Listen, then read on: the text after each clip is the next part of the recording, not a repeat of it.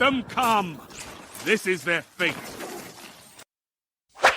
All right. Wait, let me get my Birdman. All right. Welcome back to the House of Wolves podcast. I am your host, Deontay, here with my near and dear friends, Jalen and Josh. We got some stuff we're going to talk about, some stuff we're going to elaborate more on, right? We're going to elaborate on a few things. Gamescom, Halo, Netflix, Gotham Knights. We got that Assassin's Creed Mirage. I think it's called Mirage. Yeah. Yeah, we got some stuff to talk about. And without further ado, let's start. So, Jalen, Josh, before we get into all that other stuff, how y'all feeling? What y'all been doing? Games y'all been playing? Who wanted to start? Yeah, I go first. Everything's straight. Just gonna move back to Chicago. Not a whole lot changed since the last podcast. But I'm trying to think of games I'm playing. I'm actually playing Fallen Jedi right now. I beat Ratchet and Clank. Yeah, boy. How was that Ratchet and Clank? How was that Ratchet? Man, they don't miss. They don't miss, do they? The Agents of Doom don't miss either. Agents of Doom. Nah, that was a really good game. I liked it a lot anyway. They kept talking about the story or whatever. I'm like, I really haven't. When I played Ratchet and Clank the original too, I wasn't like super interested in like where the story was going, but more so the stuff you were doing, the characters you were meeting and stuff like that. But like my biggest thing with, I think when I initially played Ratchet, I think my biggest gripe was I felt as if it was a little short, but that was it. Like I didn't have any problems with the game pacing or story or whatever. So yeah, it was a really cool game. A lot of cool weapons. Even me talking to you about it, we had different stuff. But anyways, continue. Not them Agents of Doom, boy. They be chop from the chop. But I don't even think I used them like that. And them Agents of Doom, they was on. I think they was on the second one, bro. Them much used to be working. I used to be like, man, I like these dudes, bro. But other than that, that's pretty much it. So I'm gonna keep playing Fallen Jedi, and maybe I'll have an update or something next week. So I like it so far, though. Yeah, Fallen Jedi. Okay. Nice. Yeah. How far are you, or how much you played of it? I ain't played that much of it. I only played maybe like an hour or two. I'm on. I think it's like Zepho or something like that, and then it's another planet. Okay. So you actually played a bit of it. Yeah, I'm on that Zeph. I think it's Zepho. I can't remember what planet it is. It was Is that the green planet where like the rocks all like split up? You got the first planet you go to where you see the Jedi dude, or where he the three sages or whatever. And then after that, they give you an option to go to two different planets. I'm on one of the planets. I ain't to the second one. Yeah, so I'm at the beginning. One of them is like a base, and the other one I forgot. But okay. Yeah, I guess it's more like a base. Bit of it. Mm-hmm. Yeah. Yeah, don't do me. I've been playing. I've been playing some games. Man, I like games. I like games. Like games? Yeah. Okay. Well, what about you, Josh? What you been up to? Not much as far as playing games. Just playing Fortnite. Pretty much. That's what I spend my time on. Get on, play a couple matches, get some dubs. I've been trying to explore a couple other games because I'm almost done with Fortnite. Like Battle Pass thing. So I'm gonna hop on to something else. Maybe Destiny, but we'll see. Destiny is like a whole class you gotta take before you can start playing it. Yes, sir. And then what else? I picked up Arkham Knight for like $4 on Steam.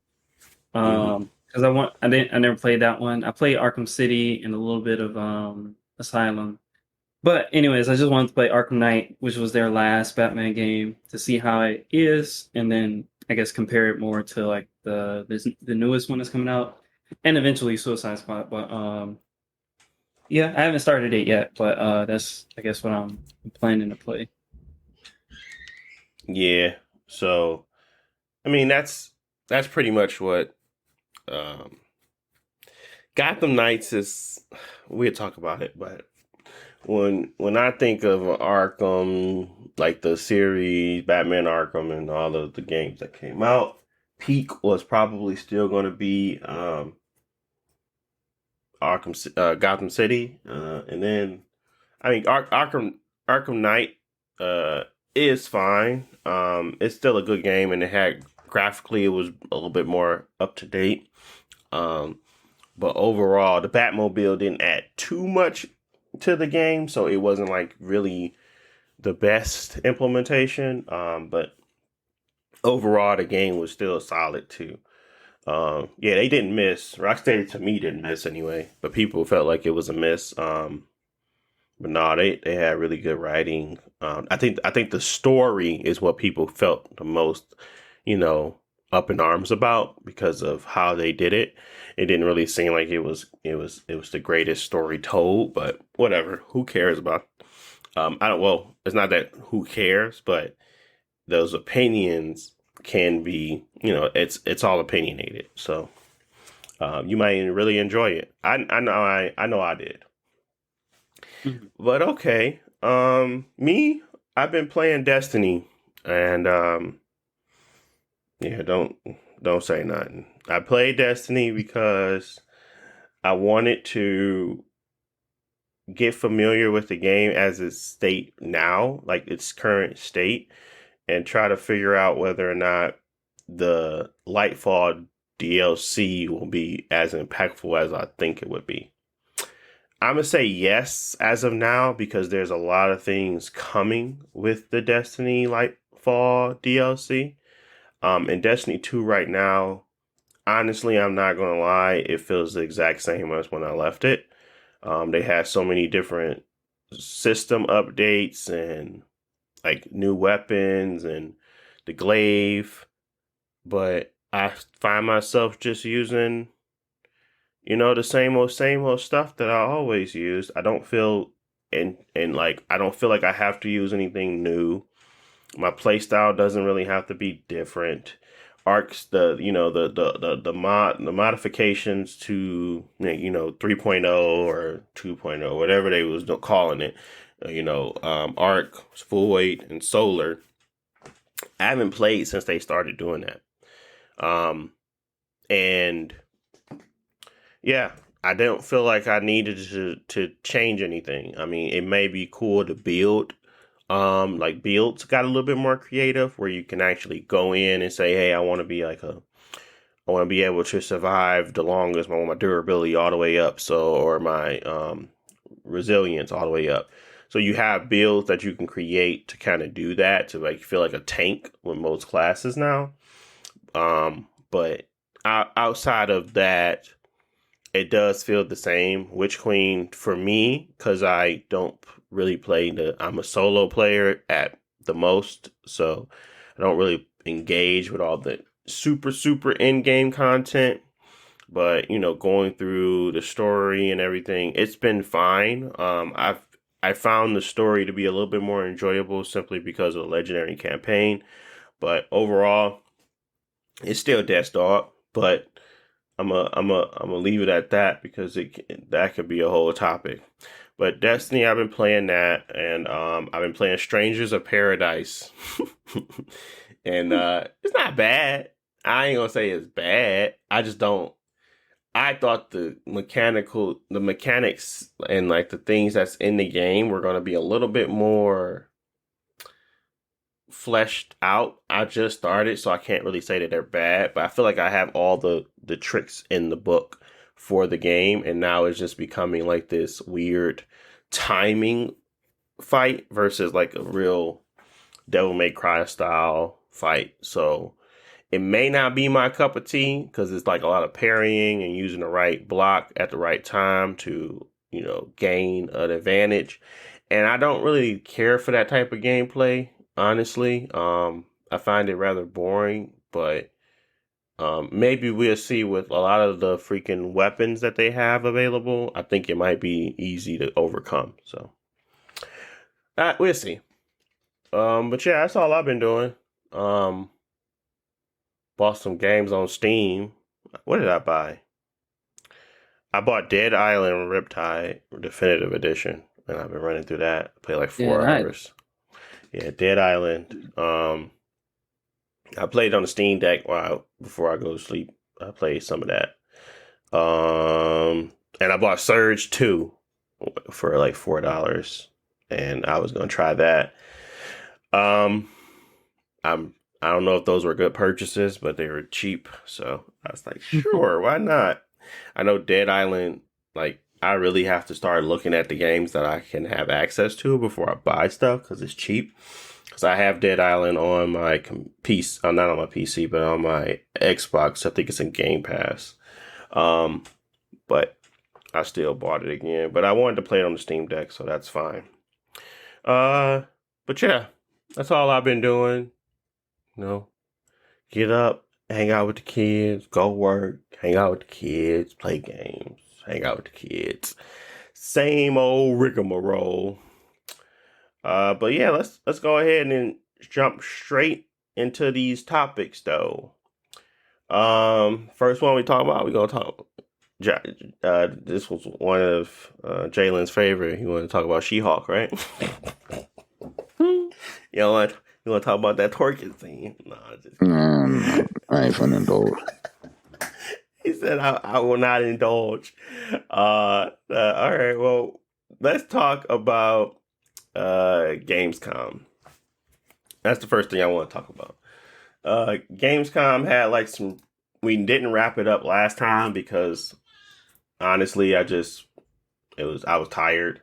And we didn't have enough time left in our little thing. So now we're going to talk about it and all the things that kind of came out of it. Probably the biggest things that they did all of the, I think everybody is kind of going with Hogwarts was the one that stole the show. I don't know. I'm trying to figure out the biggest thing that was revealed. And Hogwarts showing off of, Slytherin and Hufflepuff and all that stuff. I mean, that's cool, but that's not something to steal the show with. I would think it would be Dead Island, a game that's been gone for 8 years. But yeah, Gamescom had a lot of stuff in it, and it kind of got me intrigued for next year because this was better than a lot of the other reveals and opening nights. Like Tokyo Game Show is going on right now, right? If I'm not mistaken. I ain't heard much from Tokyo. I mean, I think it's finna. When does it? It's officially started, right? Yeah, but it's like a week-long thing. They got like weird. Some days, they just doing like press stuff, and then later days they doing trailers. Gotcha. But yeah, it's supposed to be. Over the next week, you'll hear more stuff coming out. Okay, yo, boys. You seen everything Square Enix got? Yo, boys, man. Yeah, we already know what they not gonna do. And they got a whole lineup. Man, they gonna please be excited. A whole lineup, but please be excited for our another announcement. We're gonna announce the announcement, and then please be excited for another announcement. That's it.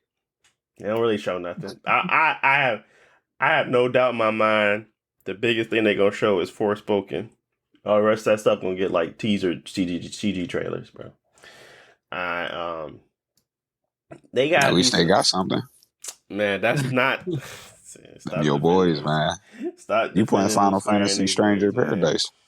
I'm playing it, yeah. But I got it on sale and I didn't play it immediately. And I'm like, at this point, I don't think I like it. But man, Josh, you played that game, man? Hell no. Yeah, I ain't played either. I think he a fanboy. Square Enix, man. Got him in the chokehold. Yeah, sure. Yeah, okay, buddy, sure. But I think they mainline Final Fantasy games. Ones with a number. I don't play that other stuff. Thought he fought it. Man, Whatever, dude. Because I'm interested in these types of games. I guess Square Enix is for me, I suppose. But they got a bunch of iOS, Android, a bunch of. It's just a bunch of garbage, bro. Half this list is like terrible. So if you haven't seen this list going around, and we not even supposed to be talking about Square Enix, but Crisis Core, they got the family Final Fantasy, 7 Reunion. Sure. Diofield Chronicles. I have no idea what that is. Is that? No, I don't know what It's that a is. tactical game. It's another tactical RPG type game. Okay, Dragon Quest X offline, and then Dragon Quest X online. Yeah, sure. That's what people been looking for, bro. People be playing Dragon Quest X still. If you say so, man, I don't In know Japan, nothing they about be this. playing it, but if they come out with an offline version, I mean, I ain't looked too much into it because I ain't never cared. But people been playing Dragon Quest X for a grip, man. I'm tired of people talking about it, but they be playing I'd that be much. interested to see what they got with that. Yeah, I am too at this point because that game, it's like a MMO kind. It's been around for a long time. What Was it on the Wii? do? No, it wasn't. It was on PC, I think. It was on PC. It was also on the Wii, but only in Japan, and you got pay monthly and stuff. So hopefully with this offline version, I don't know if they're gonna translate it or anything like that, but with the offline version, at least you got the option to play it like a regular game. So then they got Dragon Quest: The Adventures of Day, DAI,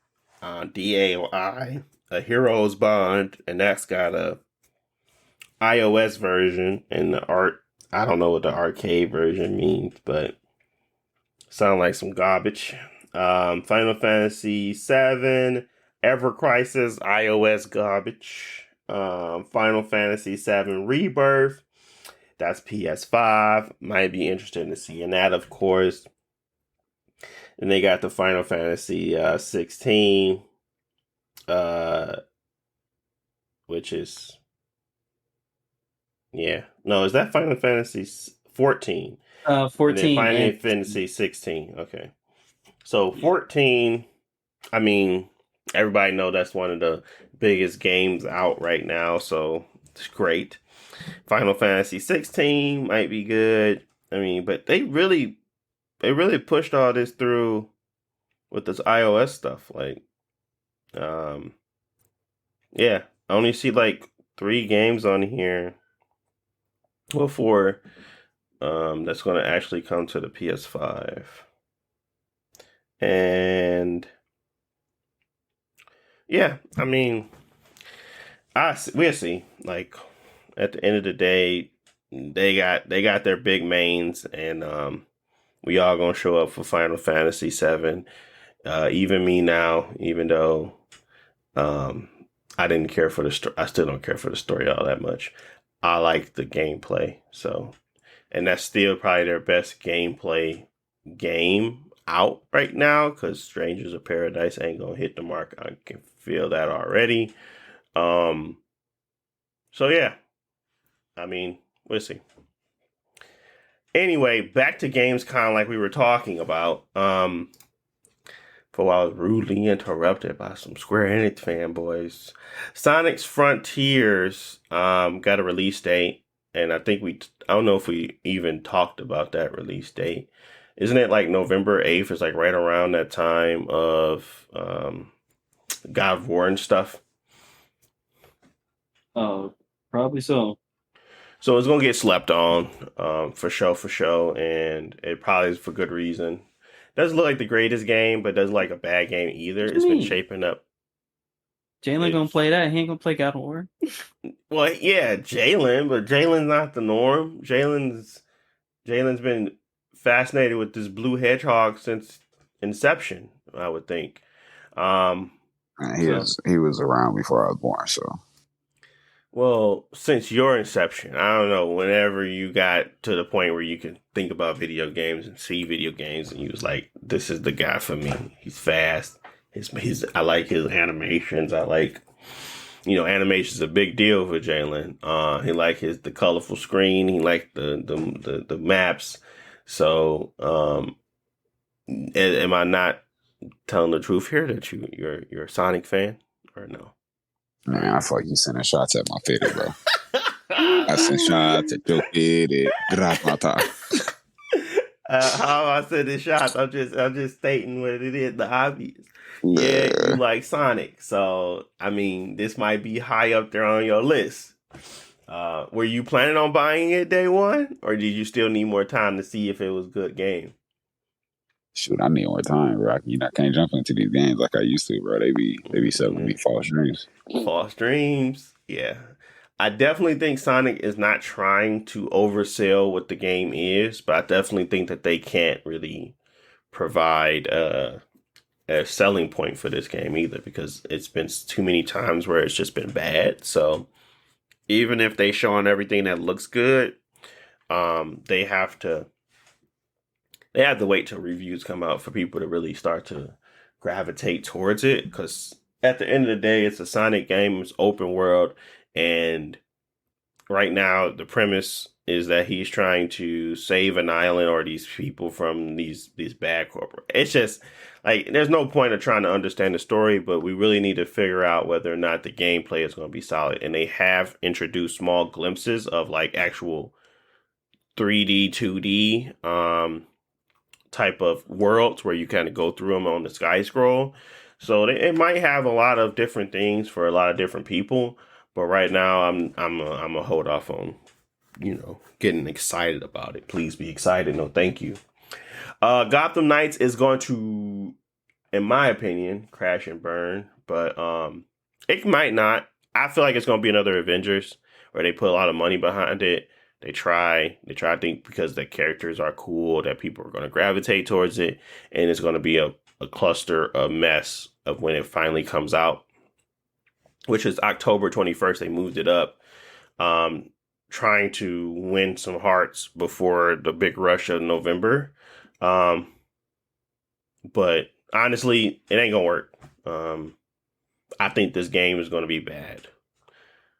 What's your thoughts? It's looking rough because like the Batman games were like some of the most popular ones last generation, and it's been a while since they had one. And the ones that they're coming out with are, I guess, trying to be different from the old games. So like Suicide Squad game that come out next year, it's not about Batman, it's about Suicide Squad, so you can still get those DC characters, but in a different environment, looks like.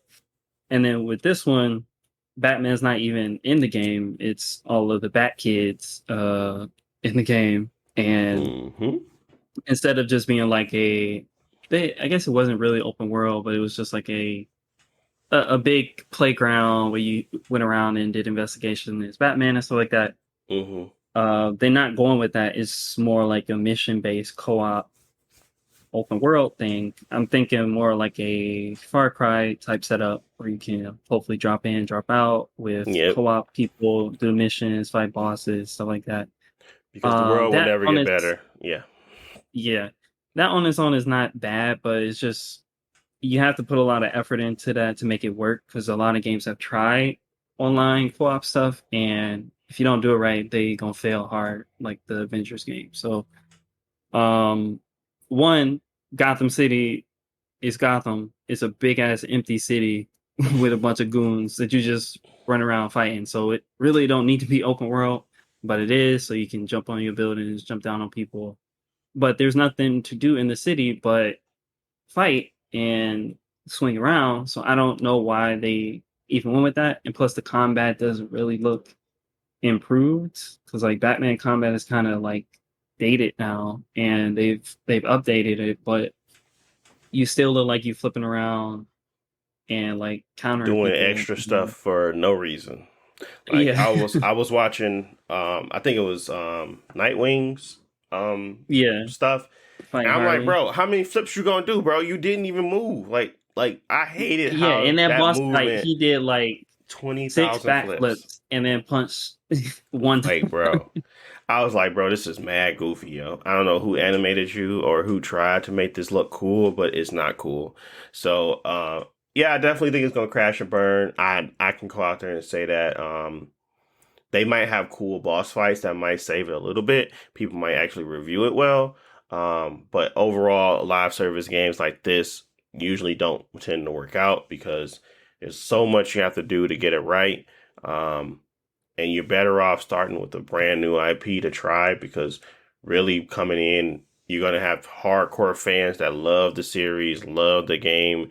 They're going to trash it because they feel like it's not missing something or it's not there. Or it should have been like this or whatever the case may be. Then you got the people that's going to be trying it and it's going to feel bare bones. So you're going to lose on both fronts, or at least if people might be more open to just like original IP with this type of formatting like Destiny because everybody didn't know, nobody knew nothing.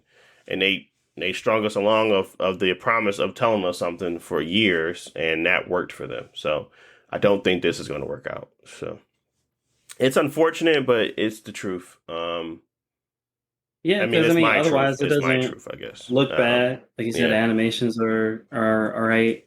Graphically, it looks better than their other games. So, Mm-hmm. I like with the Suicide Squad. It seems like they just have a kind of like I guess it's the same situation as the Avengers, where the Avengers game had the online focus and it wasn't compelling and it failed. Mm-hmm. But Guardians of the Galaxy didn't have any online stuff. It was just strictly focused on telling a good story, and people liked it. Yep. So it seems to be the same situation here, where the Gotham game is too focused on like co-op and online, and not bringing a good, compelling story. And hopefully, it seems like what Suicide Squad is doing is the opposite, where it might still have an online component, but they're focusing directly on like we just want to tell a good story. Absolutely. Who don't want to take down the Justice League? Like, it sounds fun. So I would rather play that over any day over this, and probably going to be a large skip for me. But I guess before I wrap this whole talk about Gotham Knights up and their whole potential crash and burn, what game like this have we seen succeed? I was trying to think as I was saying it because I was like Destiny and it's like, yeah, it's not that same. I'm talking about like co-op online, really large, really big. I mean, MMOs sometimes can get away with it. I know for a very long time, what's that game called? DC Universe or DC something? Yeah, That was something that was like, I mean, it was large in that community for what it was anyway. It was a large MMO.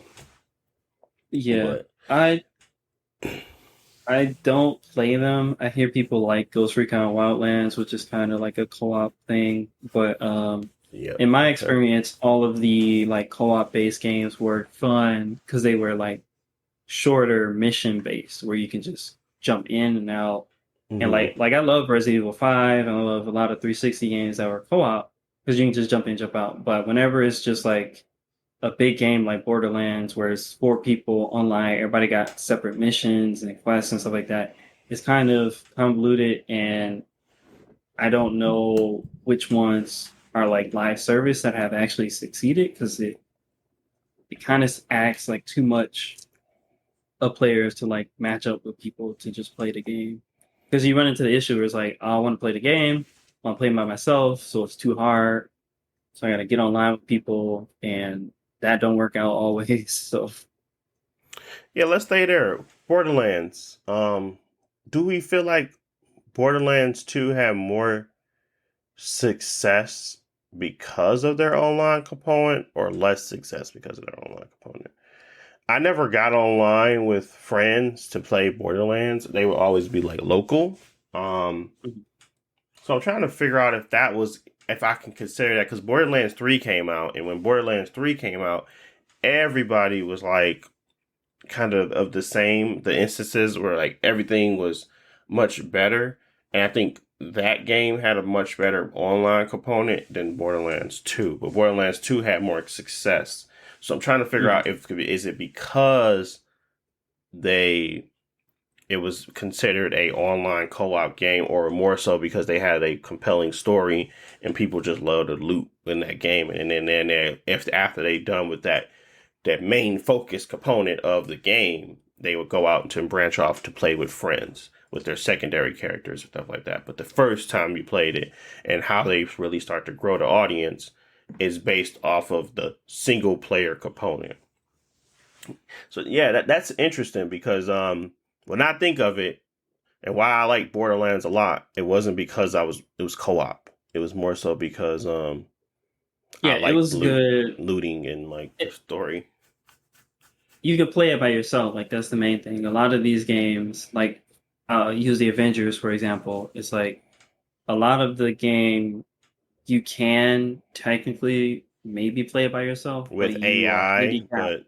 but With AI, but you're handicapped because you can feel this game was designed for yeah, co-op, and now you don't have co-op, and so you're stuck in this situation. Like I remember I was fighting one of their more later DLCs was like you fight the Hulk, and the people I was playing with dropped out, and they're not gonna rematch me with nobody, and I was stuck in that boss fight for like 40 minutes because he had a bunch of health. I had to fight him alone, and it was just like this sucks. If it was a single player game, you wouldn't have to worry about that situation. And in Borderlands, I feel like I get the impression that a lot of people played it with friends and that made it more fun, but it was already fun to begin with without the online.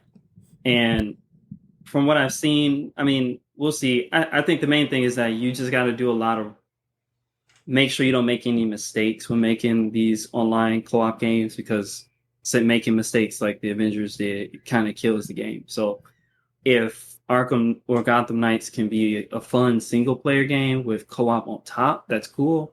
But it doesn't seem like that. It seems like this is a co-op game, and if you're playing by yourself, you might have issues. yeah, agreed. I feel like there's not really a way to stop.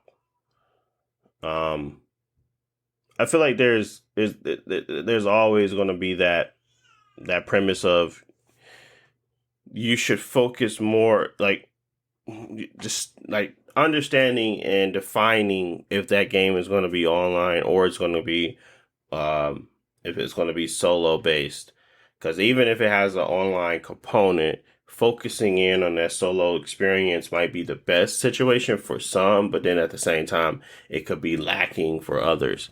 So it's really defining what the game is at the beginning so people understand when they purchase it what they're going to get themselves into. Like if this game is designed for co-op and I'm only playing solo, might be an issue. Like multiverses, you can probably feel that you can still play that game solo, but when you're playing it solo, it's a little bit more, it's less interesting than when you would when you're playing co-op.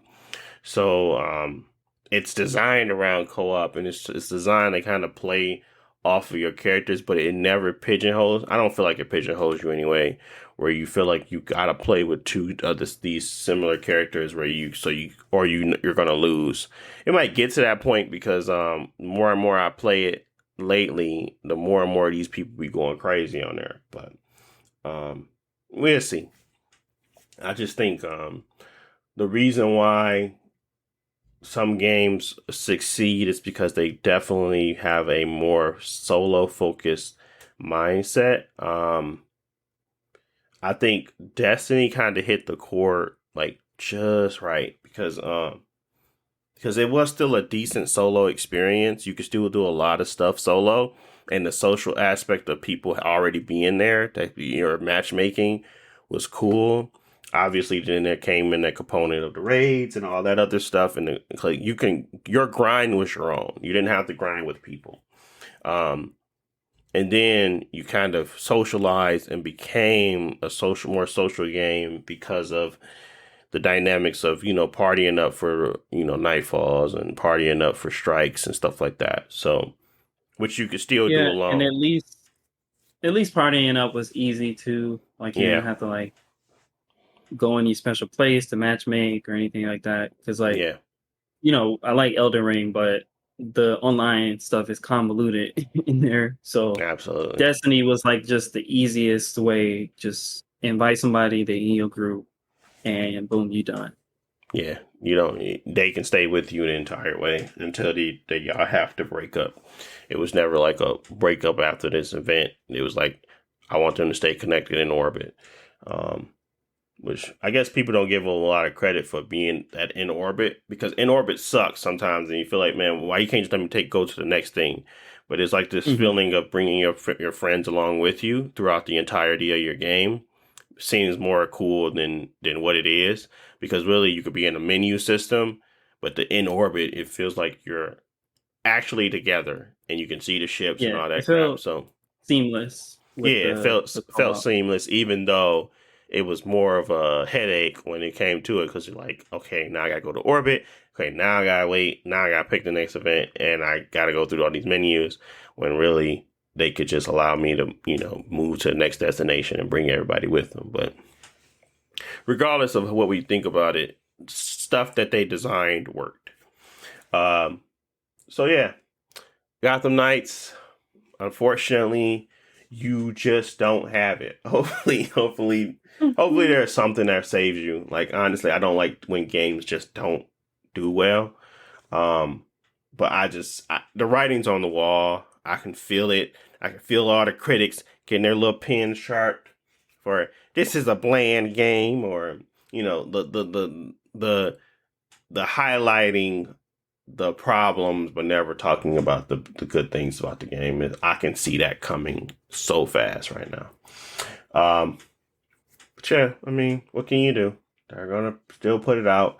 They still gotta make some money off of it, and hopefully people will use it or play it.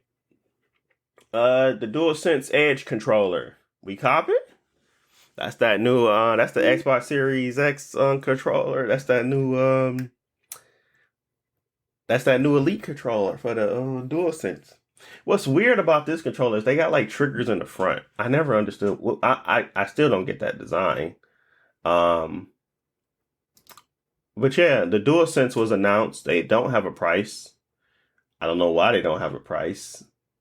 Maybe they scared. You know I why don't they got a know. price? Maybe they scared. Maybe they a little scared, man. I don't know. Like $300. You think it's gonna be 300? I don't know, Because man. the Elite is what, like the new Elite is like 220 or something like that. Yeah, And I feel like PlayStation is, maybe they put more features in it with like the special rumble and stuff like that. So they definitely getting close to 300 or more. was the Elite controller your first like uh controller that had like customization options and back buttons and all that stuff? Was this like your first expensive controller you bought? Yeah, I would say it was my first expensive one because I didn't buy I used the first Elite, but I didn't buy the first Elite. I bought the second one. Gotcha. Jalen, have you ever bought a have you ever bought a more than, like, even if it just was if it had like a cool feature? I remember I bought like a bunch of them cheap afterglow ones where they like glow in the dark. Even though they were trash controllers, I thought they had like a cool gimmick to them. You ever bought like any Mad Cats. Yeah, Mad Cats or whatever type of controller? Totally. Nah, I had one that ain't work when I bought it. Ah, I did for like the PS2, but I got out of that quickly because they would always break. And then you get to like the Wii generation where you got to get the Nintendo brand stuff, otherwise it's going. or it's gonna be trash. The Wii ain't gonna work. Man, I forgot I had all about Mad Cats. Man, what happened to them kids? like they merged or something like that. But I bought a controller. Like, this is real quick. I had brought a controller to play Crash Bash, and this one had analog sticks on it. Like, this is before PlayStation 1 had the analog sticks for real. Uh-huh. And I remember that controller just didn't work. I just like, bro, what is this? That mic did not work. Yeah, After that, I ain't never messed with them. Yeah, there's a time where peripherals were hit or miss. and you just had to deal with it. I remember I hated when game controllers used to get shortages in them, and you had to wrap it around the thing. I hated it with a passion, bro. But I was like, man, I gotta get it. I gotta get it how I live. I can't afford to go get it. So, yeah. But this is the Elite series is my second expensive controller. I bought the Elite, the original Elite, and it still works. So it's not like these are terrible controllers to buy.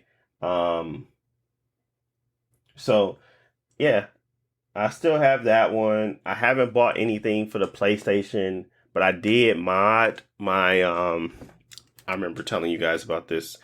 I modded one of my PlayStation 5 controllers to put back buttons on them, and they metal now. So I really don't have a need for this. Like, at some point, I thought I was going to need it, but then I realized I don't play this console that often, not competitively, and I already own two nice controllers for my Xbox, and they're not going to stop me from using these controllers on my Xbox Series next generation, whatever the case may be. But PlayStation might, so I'm not going to invest, that amount of money on a controller. And obviously, these controllers don't last forever. But again, I had that Elite since the original Xbox One, and it still works. No, not my original Xbox One. The Xbox One X. And I think that was in 2017, if I'm not mistaken. Regardless, it's been a while. It's been with me for a while. And yeah. I mean, it's nice to have like these types of controllers. I just don't think they're the style of controller that they have right now, like the DualSense with all the mechanics inside of it, is a durable controller, to be honest. I don't think it's the durable controller. There's a lot of people already complaining about how these things break, how the battery isn't terrible, how they have like drift on their sticks, and how sometimes it's like these real weird. It's not. I haven't had a weird connectivity issue, but people have mentioned that. Like, I haven't seen that personally, nor have I like seen that widespread. But there is like a lot of things that are going on with that controller that people just don't like, and I don't want to spend that type of money, especially when I know there's not that many games that's going to call for that. That I specifically play on that console. So I'm gonna leave it at that. I think the last time they got some money for peripherals like that was the Mad Catz from me. I remember buying like the controller, and then I remember buying the I think I had it used though. I remember buying the steering wheel for Mad Catz. But yeah, they had to do something. They didn't do nothing last generation, so this is their new controller. I don't know if it's really news, but it's there. I mean, I think so, because it's offering like a premium product, hopefully, and I think a lot of people like the PS5's like controller like functions and stuff like that. It's probably better than the DualShock 4. Yeah. But yeah, when asking for that amount of money, I just hope that they actually make it premium, because I didn't have a problem paying for the Elite controller, because I felt like it was actually worth it. Like, you touch it, you feel like the quality of the materials and the customization that you can have, and like absolutely the software support. It felt like it was worth it. And I've loved it since then. Like, I use the normal controller every now and then, but I mostly play with the Elite controller. And it seems on par spec wise with what you give the Elite controller, but if they're asking more money, I feel like they should be like justifying it and not just saying, because this is a PlayStation controller, so we want more money. Yeah. That being said, eventually there might be an Elite controller 3. I'll be interested in seeing what Microsoft can do to improve it, because it's already a great controller, and it probably could get better. But yeah, I don't really know, because this is the first controller that came out with a built-in battery pack too. I don't really know what they can do to like improve it more. Um, I really like the buttons layout. I like the like the triggers being able to do like mid and just no dead zone. Like you could change the dead zones on like the app with the controller settings. It's a lot for this controller, like the profile settings and all that. Um, yeah, it's pretty extensive, especially when you think about it. And it still got the 3.5 millimeter jack, which I don't, that's hilarious. They do? I thought it was USB-C. No, the 3.5 millimeter, like the headphone jack. Oh, the headphone jack. Okay. Yeah, the headphone jack for both. Yeah, like I'm surprised it's still around for like the headphone jack, but people still use it. But yeah, USB-C for sure. But okay, moving on. They talked about Street Fighter gameplay mechanics. Sure. I think I'm at the point now where I've seen enough gameplay. I'm just ready to play it. Honestly, for Street Fighter 6. It still looks good. There's nothing wrong with them showing it off. I'm just like, yeah, y'all showing off. I don't know.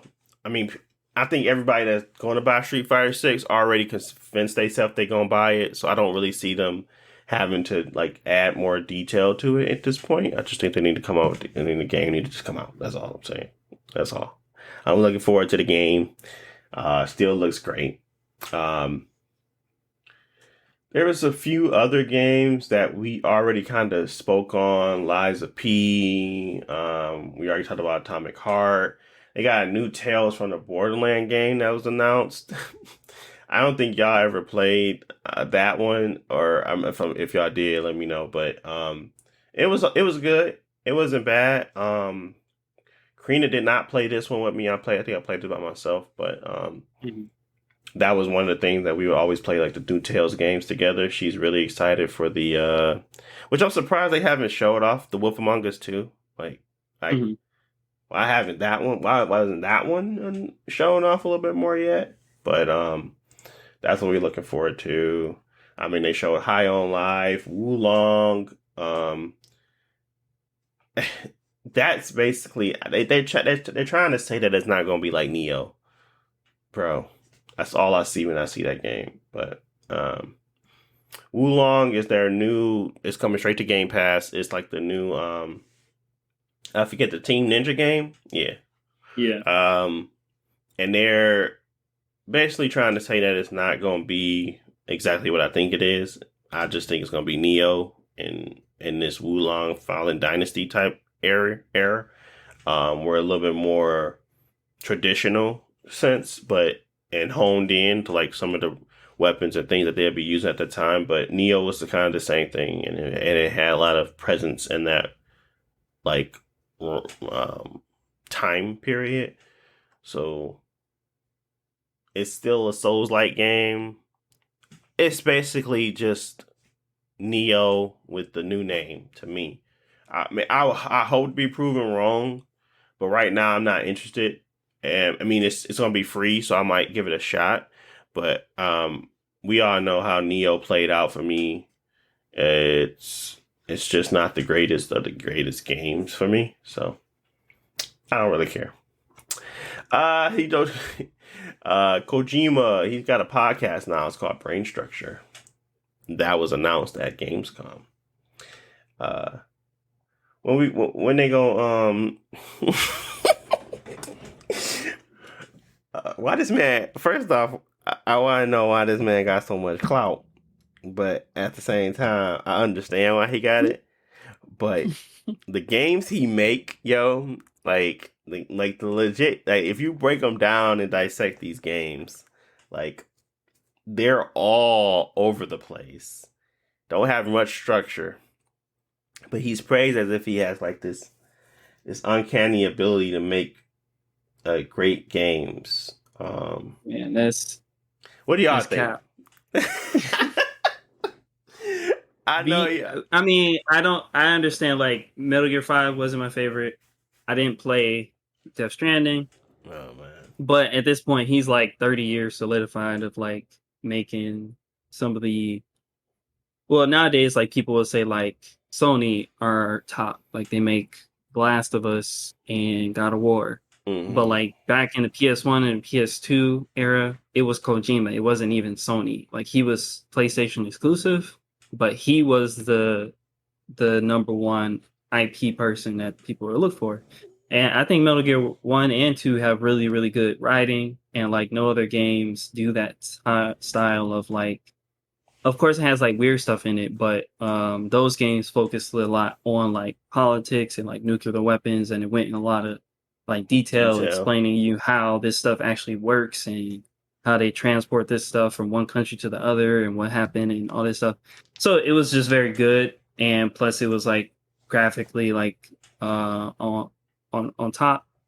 Death Stranding, it seems like it's very weird. He was on more like kind of spiritual type stuff, but at least people know that he has he's an interesting person to listen to, versus when you look at like Saints Row people, they ain't got nothing to say. So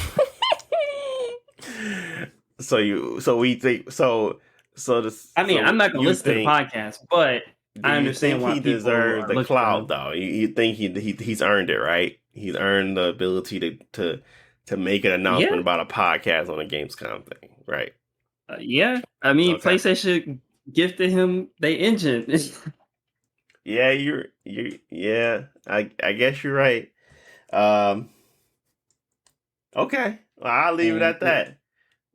Man, what you think, Jalen? Is Kojumbo washed up? Kojumbo. Called that boy Kojumbo. I got some opinions, man, but I'm cynical, or I ain't gonna say I'm cynical. I'm skeptic, so I don't know. What you mean, you skeptic, man? What you talking about? Nah, I ain't got much to say, bro. What does that even mean? He's just as mysterious, he don't. Nah, you talking about Kojima, right? Yeah, Kojima. He just, I don't know, man. I feel like I'm gonna just say real quickly, like I feel like he has some ego stuff. Like they try to make Konami look like they're the bad guys. I'm not saying that they're not, but it just seemed like he had just had odds with him because he wanted to do whatever he wanted to do. Like, man, I'm me, bro. I can do whatever I want to hear. Like, and that's that. And I ain't trying to hear nothing else about it. So he made Death Stranding. That mother was trash. I mean, I feel like you can't do all that in there. I ain't gonna say the game was trash, but the game wasn't like, it wasn't no Metal Gear Solid type stuff. So you can't do all that stuff and then go your own studio and then go make that. You know what I'm saying? Yeah. I think it's gonna get weirder and weirder from here on out, man. I think Konami kept him sane a little. And the fact that he had like tactical espionage and like stuff like that to deal with.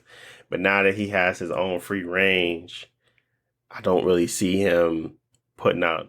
And then when they really talked about the Xbox thing, I said, oh man, he gonna give us some straight garbage. Like, I ain't gonna hold you.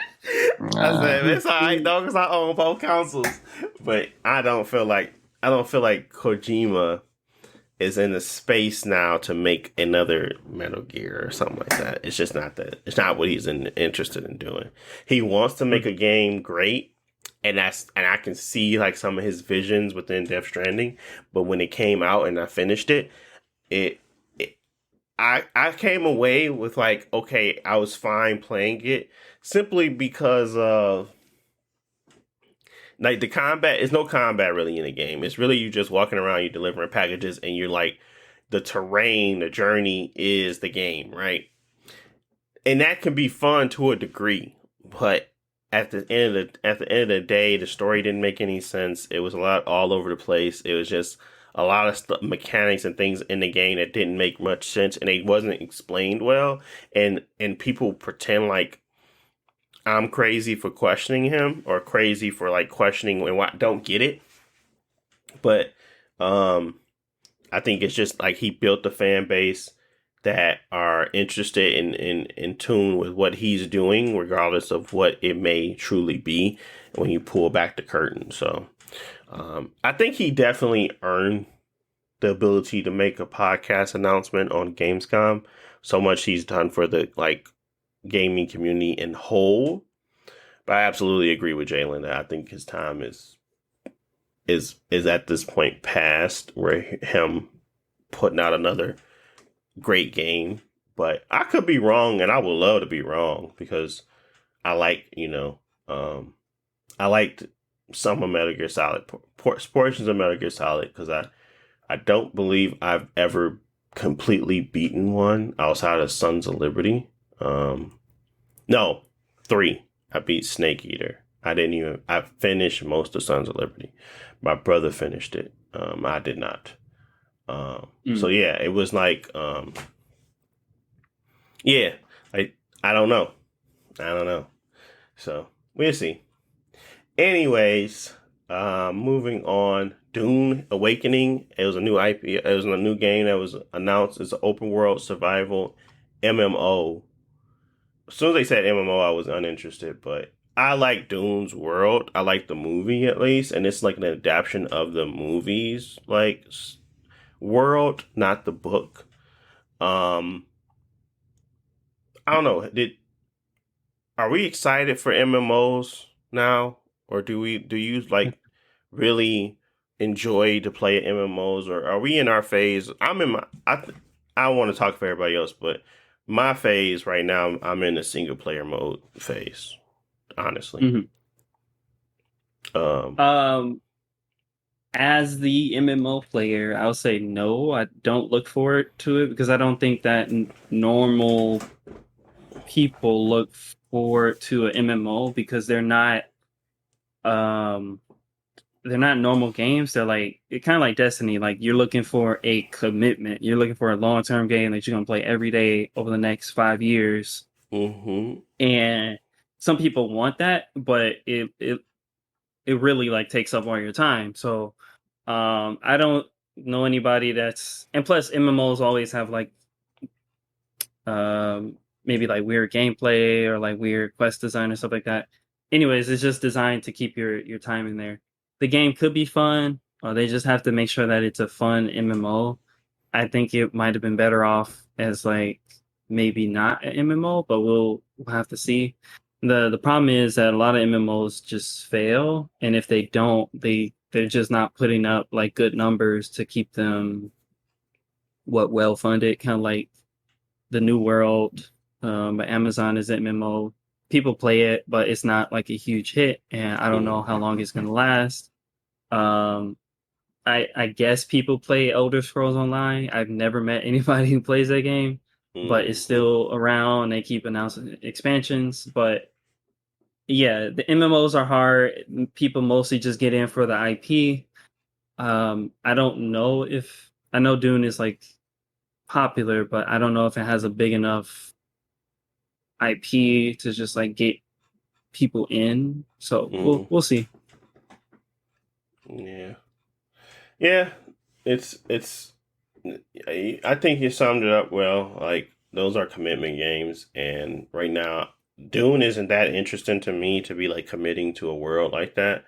And if they provide the casual player a great experience, then is it truly a MMO?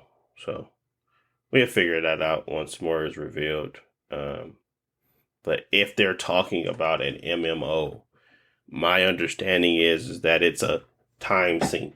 So, but if it's open world-esque MMO style, because it's just got a lot of people playing online, and it's not truly, if it's roguelike or roguelite, and it's actually an MMO light or whatever, it could be fun, but to join and play a little bit. But if you truly have to dedicate some time to it, even at the 40% scale of Destiny, then I'm not interested. I'm not interested at all. So, but yeah, all the stuff that was announced and stuff that was looked at was Pentiment. That's a new game. A lot of people are excited about it. It's like a tale through time. I might give it a shot just to play it. But I really wanted to play Stardew Valley recently. I haven't ever played the game, but people say it's a fun little game to play at on your own time. So I was gonna try Stardew Valley, and I don't know if I'm gonna start Stardew Valley, but Pentiment is on Game Pass, so there's the plus there. Atlas has fallen. Don't know much about it. Looks very flashy. Kind of reminds me of uh, Godfall. Not interested. The Devil in Me. The Dark Pictures. Another game from them. I never enjoyed their games. Never thought they were fun. The last one I played was the one with Oh Girl, but I don't remember her name now. Anyway, the Dark Picture games, they're just that. They're I kind of heard like the story was good. So. which one, Devil and Me, or are you talking about the one before, Man of Medan? No, they had one that came out this year called The Quarry. Was that from Dark Pictures? It's not. It's from the same studio, but it's not a part of the Dark Pictures like trilogy or whatever thing they're doing. Oh, I heard a lot about The Quarry. I never played it though. I thought it was like more of a social esque game because of like I think you can play with other people, or am I mistaken on that? I don't know. Yeah, the Quarry has multiplayer, just like the other Man of Medan and stuff. But I think I don't know if it's shorter or something like that. But people said it's good, and it's separate from whatever they're doing with like the Dark Pictures. Gotcha. Okay. Well, I mean, if there's an audience for it, obviously there is because they keep playing announcing these types of games and people enjoy them. It's just not my type of game at all. So, but to each his own. Like this kind of falls into the realm of Telltale games. I think Telltale just did it better. But I could be wrong. I only played two, and at that point, I was like, yeah, I'm over this. What else? Recreation. Um, that's basically like another Burnout type game. Um, there's other stuff that came out, but really those were the true highlights outside of the last one is the Lords of the Fallen reboot, which we call Jalen dubbed that Sleepy Souls. But it's a reboot coming out for it came out in 2014. Jeez Louise. Like they just can't let it die, huh? They ready to put people back to sleep. They want to put people back to sleep, man. That's crazy. But that's pretty much Gamescom. Overall, I give it an 8 out of 10 Gamescom. Like, I thought it was going to be lackluster in a lot of announcements, but it really has some interesting stuff come out of it. Not the greatest or biggest stuff, but it like stuff that I was interested in. I found myself, liking the stuff they covered. I thought it was actually nice. Hogwarts, obviously, we all know you can play as your favorite camp, Slytherin, Hufflepuff, Gryffindor, whatever. I understand this is a big audience for this, and I'm actually in that audience. But I really hate the hype train behind this game at this point. I don't like how fanatic people are acting. I get it, it's Harry Potter, but calm down. I just say calm down. Don't be disappointed because you're just going all in for the game. Like, people can have a different opinion. The game not shaping up to what they like. I just don't want people to always feel like you have to love it because it's the first like true big expansive Harry Potter game. You don't have to love it still. I think it's gonna look cool. I think it is cool. Just let it breathe, give it some time. Anyways, that sounds like a hater. I guess that is a hater comment. If y'all love a game, love it to its full capacity. Maybe I just don't want to see it and I got to change my algorithm. But moving on, anything final words for Gamescom before we move on to the next topic? Nah. No. Okay. That's All right. key. Let's keep it moving. Halo Infinite. Is that a dead game? Is it or is it not dead? I'm gonna let you take it first, Josh.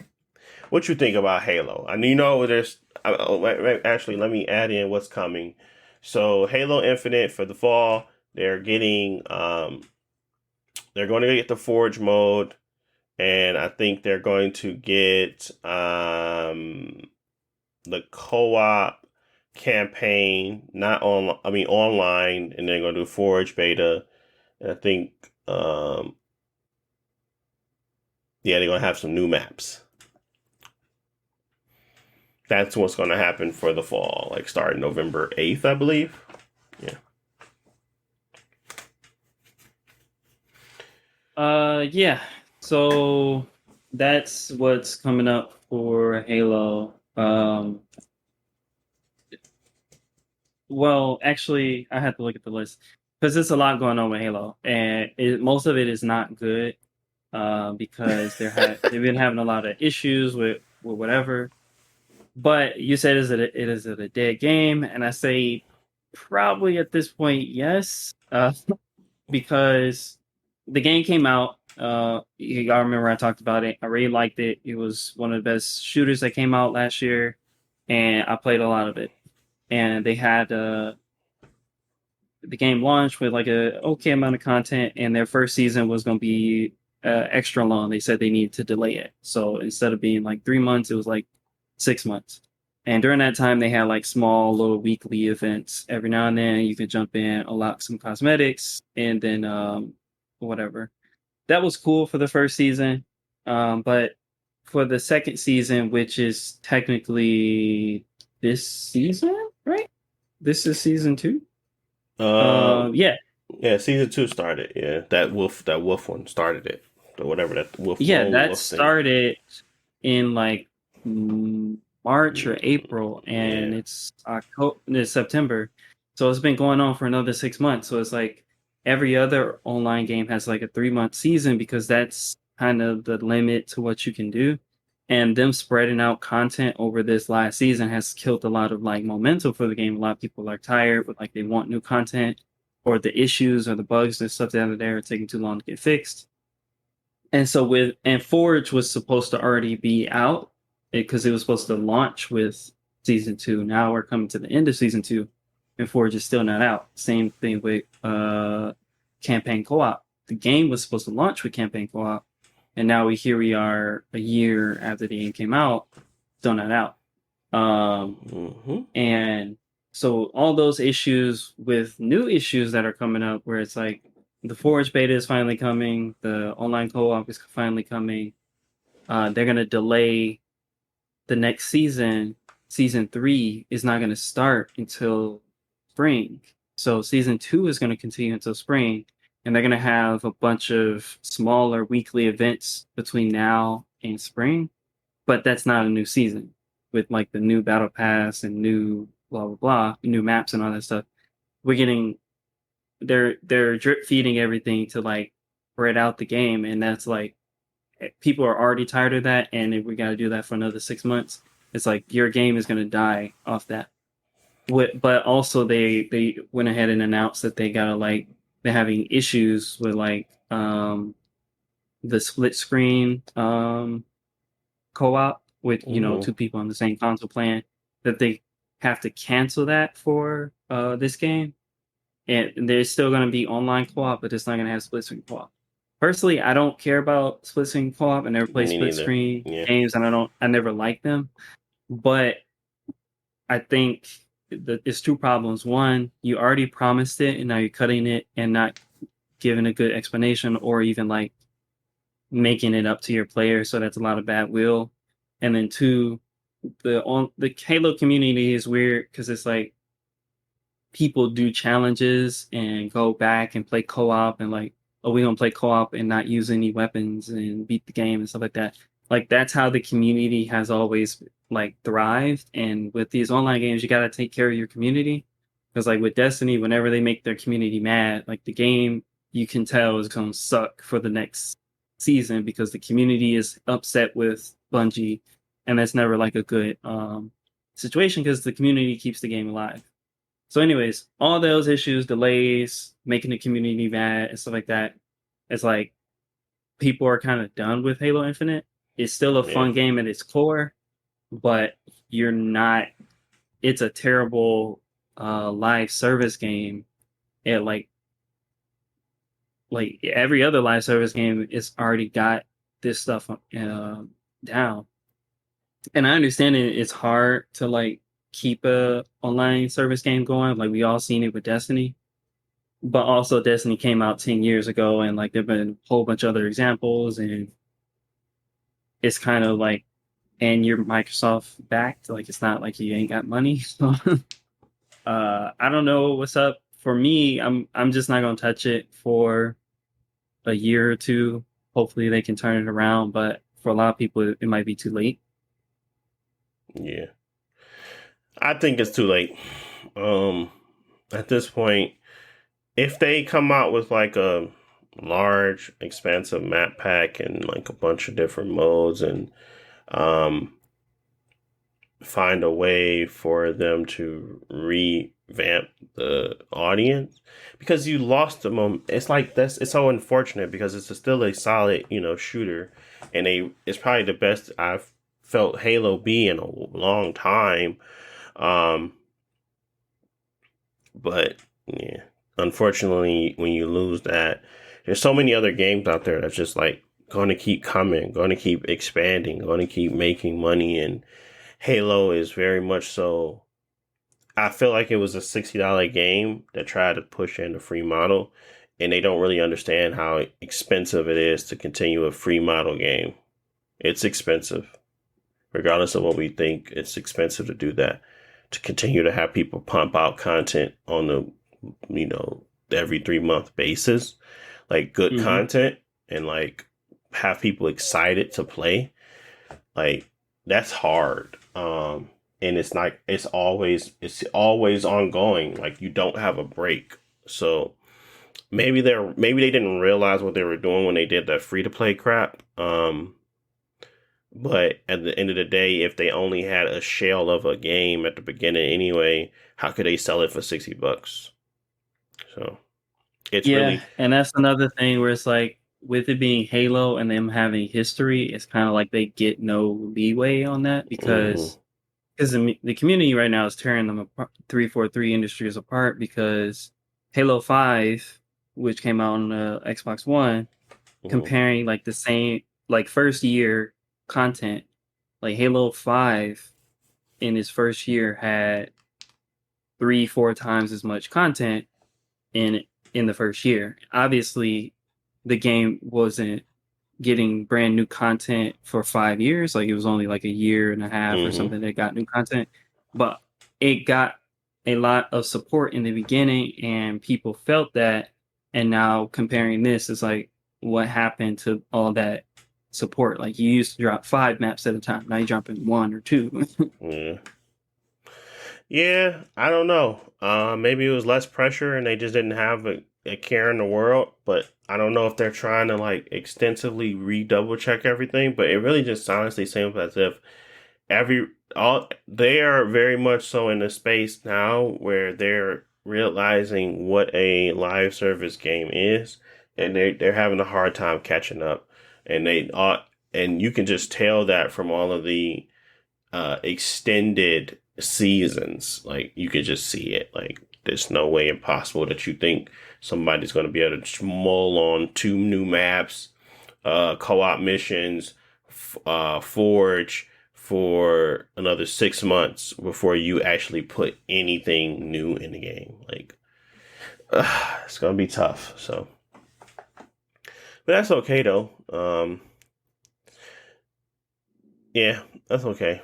I think when Jalen kind of mentioned, he was like, yeah, it's just more Halo.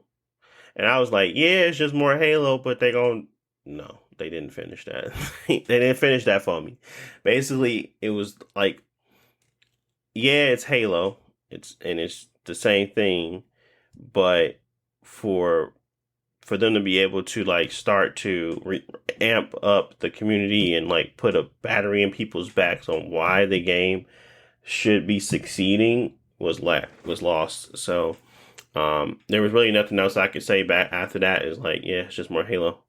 If you want to play Halo, you can play it, but there's nothing new, exciting, or different about it. Like, they don't have new maps. They not really have a really fleshed out map or process, or even a roadmap. Sorry, a roadmap for what's to come, and it's not a good one, especially if it's taking so long. So really, yeah, I mean, it's fine to hop in and play a few matches here and there, but it's nowhere near what it used to be. It's not going to be that either, because it's just unfortunate that it's taken so long for them to get stuff out to the community. But that's a wrap on Halo. I don't really got much to say. Anything to add there, Jalen, before we move on? But we know you already called it, so. No, I ain't got nothing else to say on that. All right. Well, moving on. Let's talk about Netflix. Netflix is it has to do what it said it never will do. It's got to add those ads. $7 to $9 per month. Let me ask. I know I pay for Netflix. Do y'all pay for Netflix, or do y'all have it? It's a difference. Yeah. Well, I think we might pay for it. Yeah. Okay. What about you, Jalen? Do you have it, or do you pay for it? I just got it. He just got it. Well, no, and I only have it. I don't. Yeah. Okay. So no payment coming out your pocket. Got it. All right. Well, my question is, does this cost difference actually make you want to switch? Like, I hate ads, and I always will pay a premium to not get ads. I pay a premium on YouTube to not get ads, and that's like the best decision I ever made in my life. Like, I hate ads with a passion. Like, I just don't want to see them. So, I will always continue to go towards the non-ad based subscriptions, HBO Max, everything, regardless, Disney Plus. I'm not going with the ads. But for people that don't care and they do pay for it, Josh, with this, do you care about ads? Like, do you care? Do you watch? Because you're not TV man. So do you even care that that'd be my first question. Do you care that they have an ad supported subscription, and would that be a switch for you? Yeah, I do care for ads in something that I'm paying for. And I guess it depends. Like, YouTube is free and you can pay to remove the ads. Twitch is free and you can pay to remove the ads. Netflix is not free, and they're asking for more money to remove the ads. And that's like, for me, where I would draw the line, because like YouTube, I'm okay with, like, because we have YouTube, whatever, with premium, so it can be ad free. But you can share that with your family, so you benefit off that. But Netflix, the whole thing is that they're trying to capitalize on people sharing and get nickel and dime you, so they can put the ads in. And like, personally, I don't watch Netflix that much to care for it. I mean, to feel like I need to pay more to remove the ads. I would just rather cancel my subscription and like borrow it from somebody. So I don't really see this as like a good move. I think if it's a tier option, like free Netflix, but with ads and stuff like that, but they're kind of screwing over their existing customers, and that's not okay with me. So yeah, I wouldn't pay for it. So do you think, with all the alternatives, I would just watch HBO or Disney and stuff like that. Jalen, where are you currently with your Netflix watching? Do you watch much Netflix? I don't watch Netflix that much. So yeah, I don't watch it too much. Okay.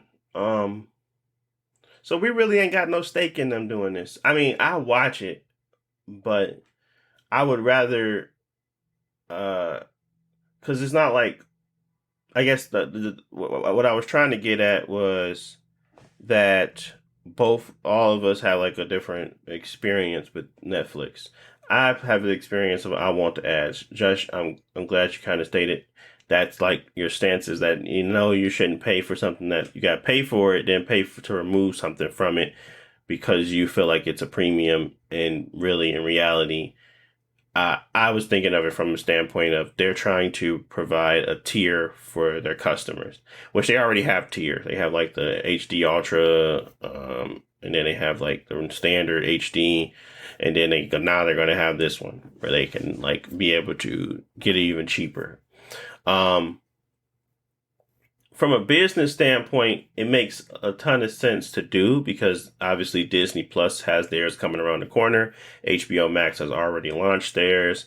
Hulu has been in the game for forever, and they've been sticking with their ads for the longest. And you can pay for the premium one where you don't get ads. And I think Hulu was the very first one to do it a long time ago. Netflix has just built their brand around no ads, no waiting for content, no weekly episodes. And I feel like slowly but surely they have started to realize that they can't sustain it. And they have to move back to reality. And if they want to continue to grow their business in a way where it's profitable and like really people are buying into their ecosystem per se, because they want people to be there with games. They want people to be there for everything.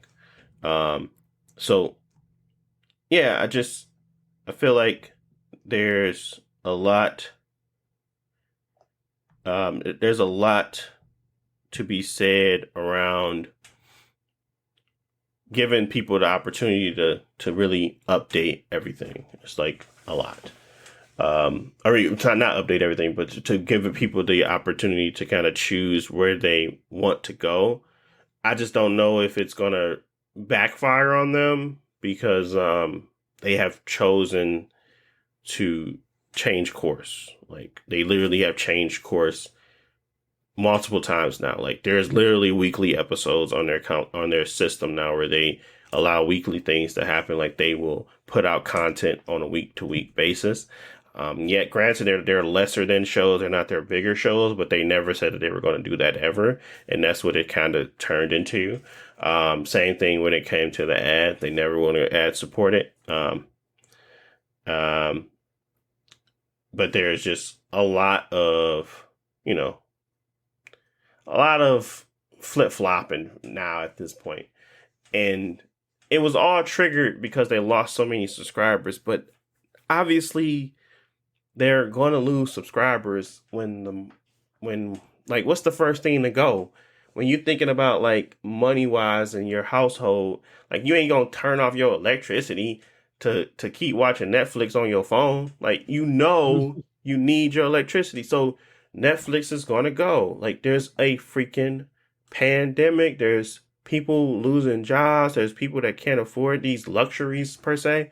Why would you not think that like, even if you did a $7 one, it's not as if this is the model, that's going to bring people back in. Like, oh, I can't afford 15, but I can definitely afford 7. No, that's not what it is. It's like cutting out the additionals, regardless of what they think. But I feel like they're now in a space where they feel like they have to compete with Disney and all the other ones, because if they have like the ad supported versions, everybody else has it, they have to like conform. No, I just think you have to be very smart about your increases. You have to be very smart about the content you provide, and you have to cut costs where it's important, not try to get people back in that left because the price was too high and they couldn't afford it at that time. I think leaving it in the stake of premium versus non-premium, like HD versus Ultra HD, and allowing a certain amount of accounts to get on, it really expanding your reach. But the whole crackdown on people sharing accounts, the whole let's try to get cheaper people in here. It's just giving off we're trying to correct in real time, where just not none of this stuff was thought out. Like no one ever thought about the world, the economy going in a down. Like you're a worldwide company, you never thought about like the economy turning over or becoming like a. I guess digressing. Like they never thought of that. They never. I feel like that's what they never thought of, and now they're trying to do all this other stuff. Let me catch the people let's catch the people that's sharing passwords and not logging in at the same spot. What's your home address? We need to make sure you're not you're not in this spot or whatever. It's very weird. But yeah, and it's not good customer service, because like, I mean, obviously Netflix is like, a lot of people is like, this is TV, this is the main way to watch TV, so a lot of people are not going to give it up. But raising prices and then like trying to crack down on how people use it is never a good look, and that's it's not the main reason, but it's part of the reason why you lose subscribers, and this move is not going to get people back. Hopefully it fills up their bottom line, but it also could just be like a cause for more drops, because like, who knows, a lot of people might not want to pay more money to Netflix to remove the ads, so just cancel it, yeah, that it's very simple. Like people can afford it, people are not going to buy it. There's nothing else to it. There's nothing like no strategy behind it. There's nothing else. Like you're going to recover. I just feel like they're course correcting for something that they should have been already. They should have already been making adjustments for. Like they counsel plenty of shows. They understand where the budgets lie, where they have to cut things like actual entertainment. Like they're literally spending a lot of money to continue to bring content in, maybe refocusing that content on stuff that's good and not just throwing anything and everything against the wall that could possibly cause your bottom line to be better. There's things that you can do to cut, costs. There's not this Hail Mary situation that you're in, really. But you gotta keep impressing them shareholders. You gotta keep that stock up. So this is what kind of comes from that, like where your morals and your mission kind of changes. So I'm all for people adapting. I'm all for people, companies being able to grow and like understand that their time and their space. But Netflix built themselves off that messaging, and for that messaging to change now, is it good business sense? Yes, because at the end of the day, Hulu ain't got no issues. You know what I'm saying? Like they've been around for a very long time, and they always had ad supported and non-ad supported content, and it's let them thrive, and they don't have as much content as Netflix, and they still are thriving. But obviously, their share is very small, and they kind of stuck with their guns, and they still created and built a network of actual content that people want to watch and allowed them to stay in the games in some way, shape, or form. Nice break, good partnerships. Netflix does the same thing. I just feel like they're a little bit more greedy in regards to how much they should be earning, how much they should be doing. And truly, I think they're extremely terrified of Disney. But, we'll see. I just think they already knew that was happening. That's why they started ramping up their original content. And I think their original content, as long as they continue to produce in a way that they have, I don't think it should be an issue. But you can tell that their content and their quality has diminished. So they cutting cost. So it's not like they're not, but whatever. That's all I got on Netflix. I just feel like it's pretty telling that they're in this panic type mode when they don't really have to be. But the next thing, and I think it's gonna have to be the last thing, was that Assassin's Creed Assassin's Creed Mirage.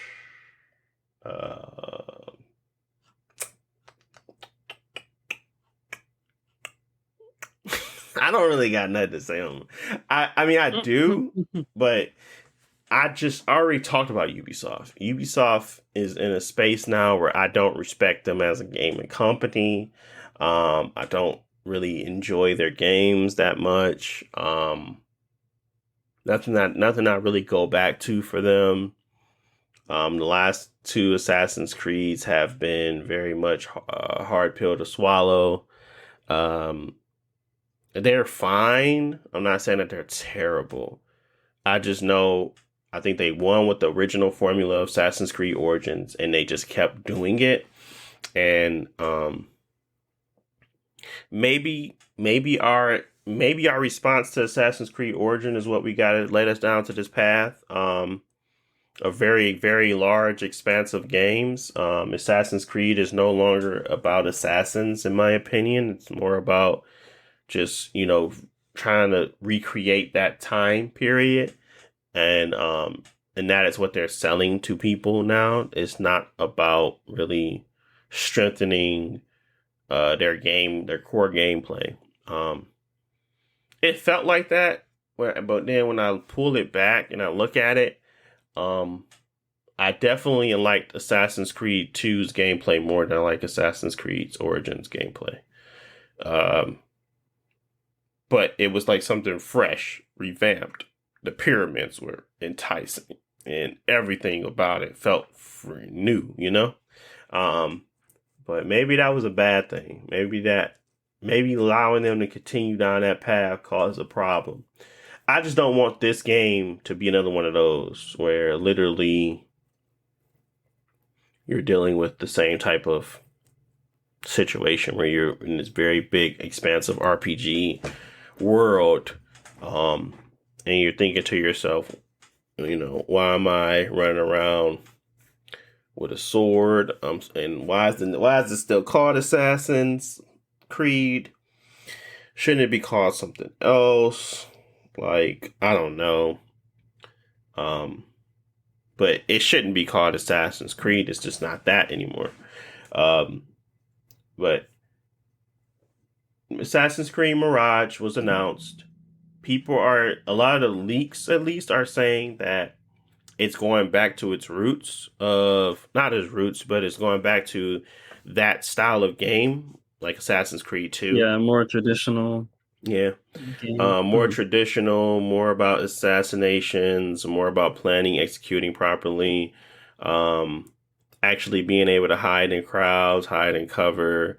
I know Assassin's Creed Valhalla did it with the hood, or whatever, but honestly, I played plenty of that game, and it all felt about sieges and just taking stuff head on. So,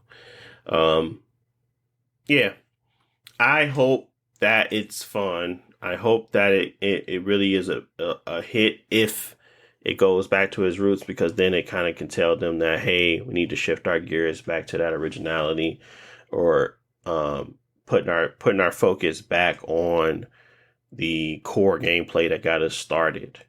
Yeah, I mean, which Assassin's Creed for you guys was the most impactful or most interesting one you played?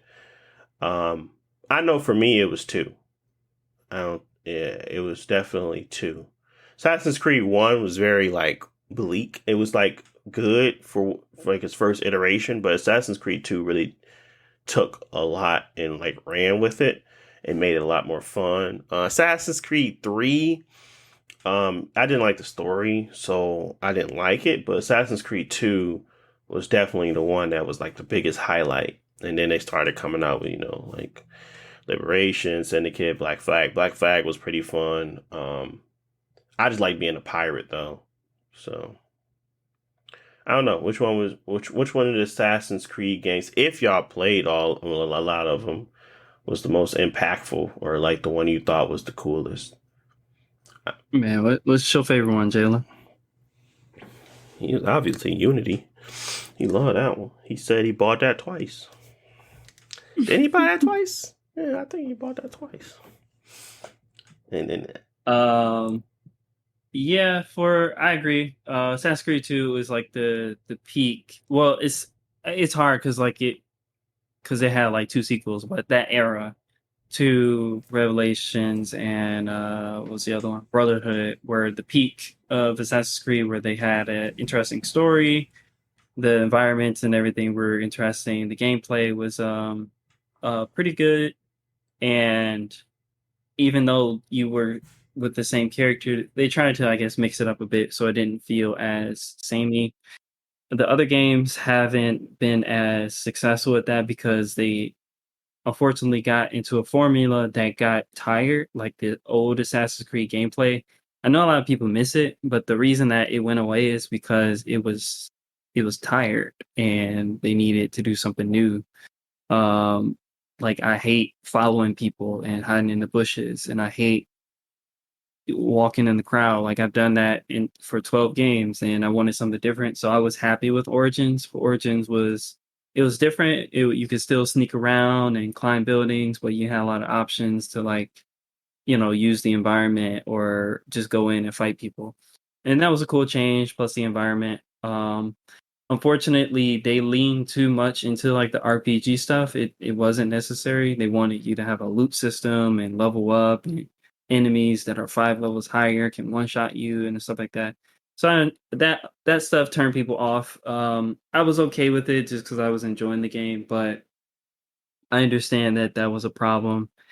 In Odyssey, which is kind of I think Assassin's Creed 2 is still my favorite, but Odyssey is up there as like one of my favorites because just the gameplay was fun. Like you but they fixed a lot of issues from Origins. It's a lot easier to like just one shot people, sneak around. You can be stealthy and stuff if you want to, or you can just play it like an action game. Um, so that was cool. Valhalla, still, they tried to bring some more stealth stuff back. Unfortunately, it was not good and it was not necessary because there's no reason to sneak around. You can just run in there and kill everybody with no consequences. So yeah, anyways, 2 was the best era. Going back to that, I think is good. Hopefully it doesn't feel samey or tired like it did with like Assassin's Creed Rogue and Unity. Because I mean, Unity had glitches and stuff, but I think people were also tired of Assassin's Creed at that point. Um, so with that being said, I wanted to say something about Valhalla, where I don't know if we have time to get to it, but we were going to talk about what's one of the worst games that you finished.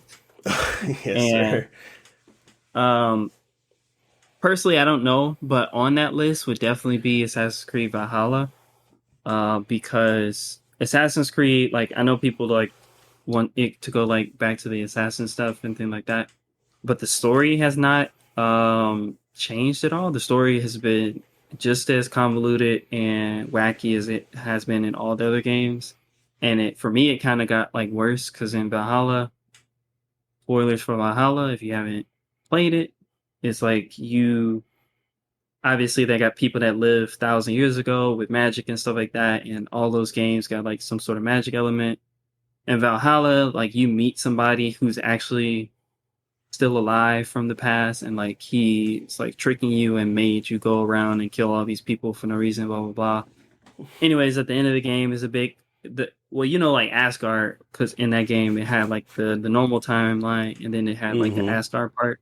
Yep. Basically, once you finish both, it reveals everything. And this guy is actually from the quote unquote Asgard, and he tricked you, and you fight each other in like a boss fight at the end. And um, something weird happens where he puts you into a machine, and he, how to put it? Because Assassin's Creed is about the modern day people. They get in animus, and they dream or whatever about the past. Somehow this dude reverses that process, and instead of the modern day person waking up in her normal body, he wakes up in her body, so he is in the present. um and his name is Basim or something like that. He used to be an assassin or whatever. all the leaks I've seen about the next Assassin's Creed game is supposed to be about this character, Basim, when he was younger. And it's like, I this this plot, this story is so stupid now. I don't want to play a whole game as this character that I hate that you introduced in this last game. So that's my biggest hang up with the new thing. Not even like the gameplay. The gameplay is might be fun. The graphics gonna be pretty. This will be fun to walk around the city. But like this story is like stupid now. But I mean, it's always been like that. But it's just getting worse, and it doesn't seem like it's leading anywhere. It's just like y'all just doing crazy shit for no reason. Yeah.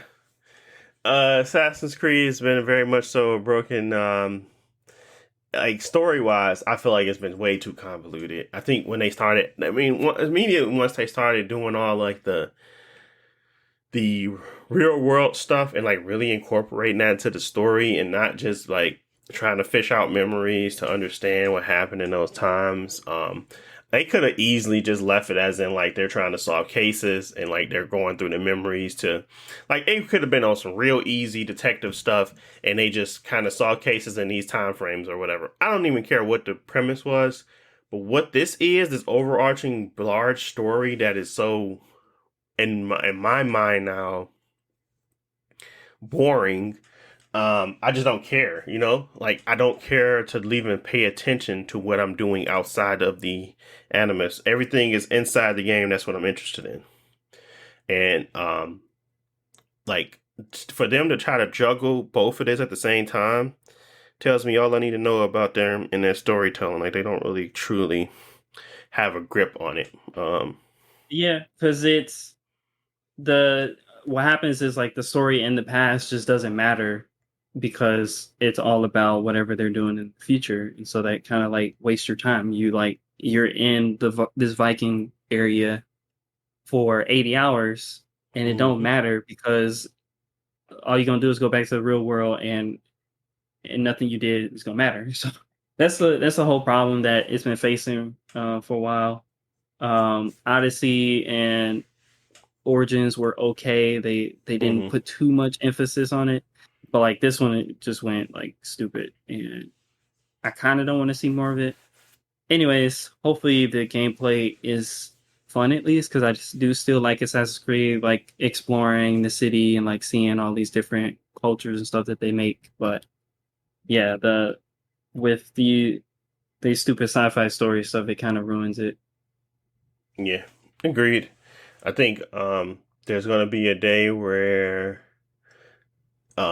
Assassin's Creed is finally going to tell a great story. And it's probably going to have to deal with nothing but the timeline that it's in. Like, that's why I like the Black Flag so much, because I like the story of Black Flag and nothing about the other stuff. And like most of the time you didn't spend any time really outside of your world. And it was cool. And obviously they had a bunch of different new mechanics, and I thought the game was pretty interesting. But overall, like, Assassin's Creed Mirage would have to show me so much in order for me to get to play this game. Like, so much. There's plenty of open world games that are just now way more interesting, and if Assassin's Creed is going to still do that same RPG, I might as well just wait for some Cyberpunk DLC. I might as well just wait for some actually good storytelling to come out. I wouldn't want to do it from here at this point. Like, I've tried enough to know that I'm not interested. So, and that funny tidbit about you saying what games that we was actually I don't like and stuff like that. I forgot that yeah, because I was talking about, I think it was Dead Rising 3? Yeah, Dead Rising 3 was probably the worst game I finished. It just had no plot, it had no point, and it lost all the momentum that Dead Rising 1 and 2 had. Dead Rising 3 was terrible. Dead Rising 4 was even worse. So I think that's why they stopped making them. But yeah, like, just overall bad game. Yeah, Dead Rising 3, definitely. But yeah, I mean, that's pretty much all we got for this week. There's not much to say. Anything you want to add on Assassin's Creed Mirage before we get up out of here? Joshua or Jalen?